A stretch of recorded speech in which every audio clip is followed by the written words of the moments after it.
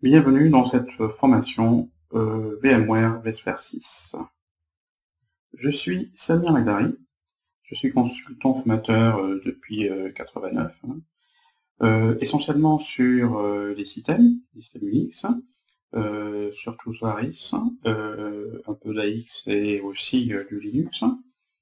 Depuis l'an 2000 à peu près, j'ai commencé en fait à m'intéresser à la virtualisation, d'abord sur Solaris, avec ce qui est maintenant appelé Oracle VM.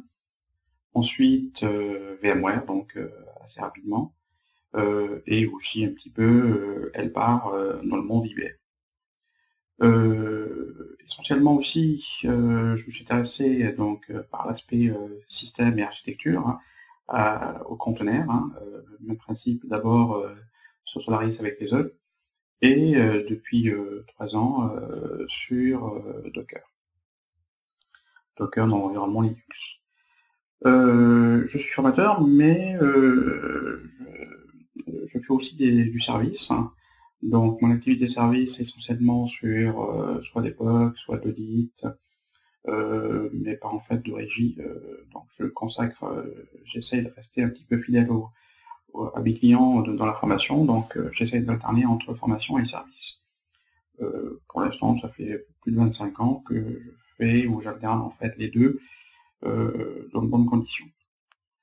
Au niveau formation, pour certains clients, j'interviens aussi en format LVC, Live Virtual Class. Donc, c'est une classe qui est virtuelle, donc l'animateur est dans une salle et les clients sont dans une autre salle.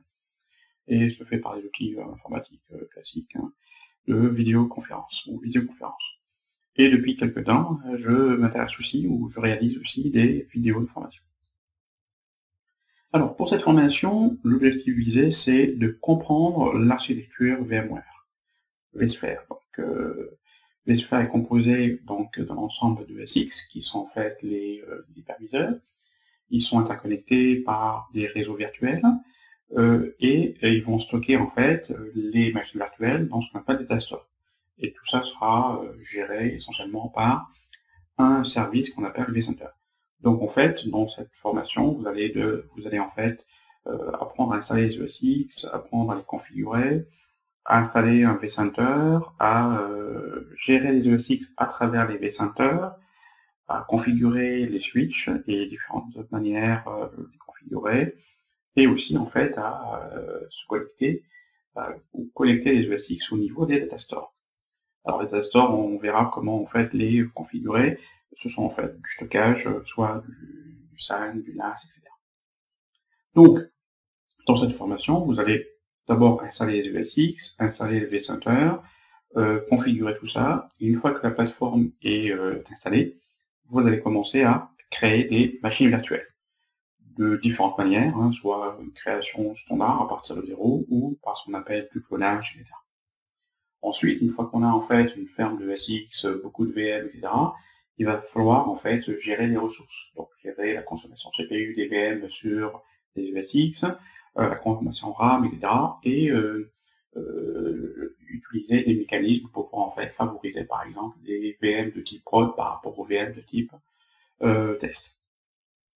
Voilà. Et donc en fait, vous allez aussi par la suite, une fois que vous avez cette architecture, gérer aussi la possibilité de panne. Parce que le SX tombe en panne, qu'est-ce qu'il faut faire?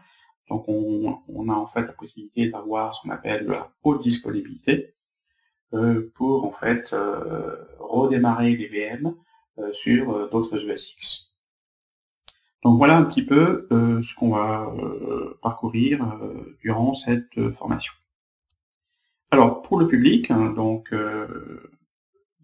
le plus concerné par cette formation étant essentiellement les admins de système, qui aussi touchent à la virtualisation, et qui ont en charge de configurer, d'installer une infrastructure vSphere, et de créer donc des VM, de les administrer, de les sécuriser, ainsi de suite. C'est aussi en fait pour des architectes système qui doivent avoir une vision et d'appréhender en fait l'environnement vSphere.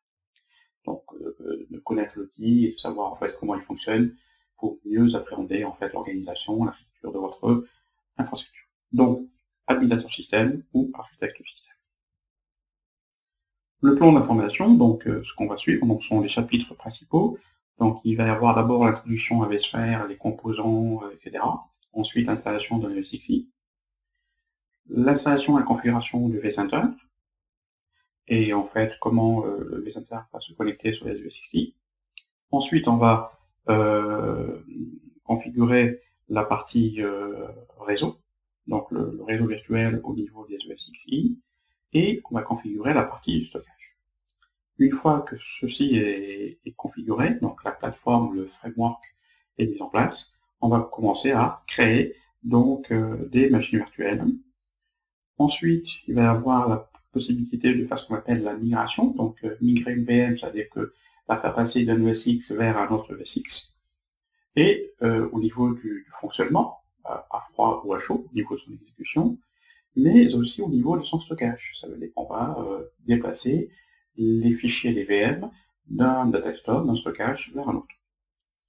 On aura le chapitre donc de disponibilité des VM, donc là on aura la haute disponibilité et aussi la fault tolérance, on verra les différences. Et enfin on verra l'évolutivité et la gestion des ressources au niveau de l'ESXi ou de ce qu'on appelle un cluster ESXi. Les prérequis, donc essentiellement d'abord pour la partie théorique, donc ce cours doit avoir, enfin les stagiaires doivent avoir un minimum de connaissances au niveau de la partie administration système, donc soit Linux ou Windows, hein, ou donc une architecture système, donc qu'est-ce qu'on operating system, etc. Et éventuellement des notions de virtualisation. Ensuite, pour réaliser les labs, il vous faudra un minimum, enfin, on va en fait créer ce qu'on appelle une double couche de virtualisation. C'est que soit vous avez beaucoup de matériel physique donc pour installer des ESX et ensuite installer un Windows pour installer le vCenter, etc. Donc ça vous fait beaucoup de machines. Ou alors toutes ces machines-là, vous allez aussi les virtualiser en mode desktop, c'est-à-dire sur votre station de travail, avec un minimum bien sûr de 16 Go de RAM. Hein. Ça c'est un minimum en version 6.5, hein, voire plus par la suite. Donc pour ça, donc soit vous avez un Windows ou un Linux et vous pouvez installer un VMware Workstation qui est en fait compatible, ou alors Fusion sur Mac. Donc avec un minimum de 16 Go et donc il est recommandé d'avoir bien sûr du SSD. Donc voilà pour la présentation générale de ce cours VMware. Et ben je vous souhaite une bonne formation.